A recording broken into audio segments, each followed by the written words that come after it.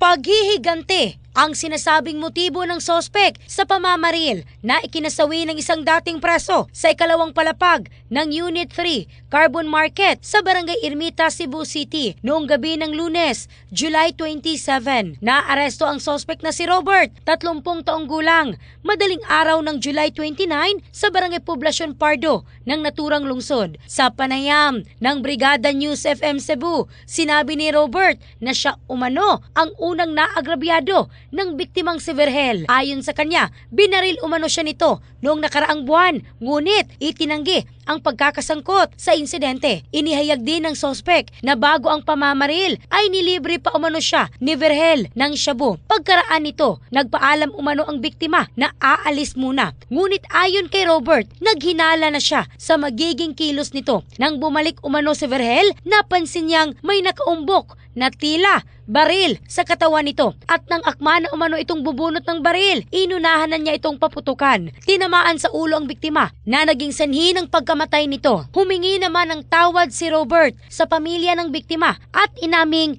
nagsisisi siya sa kanyang nagawa. In the heart of changing lives, ako si Michelle Craste ng Brigada News Philippines, the Music and News Authority.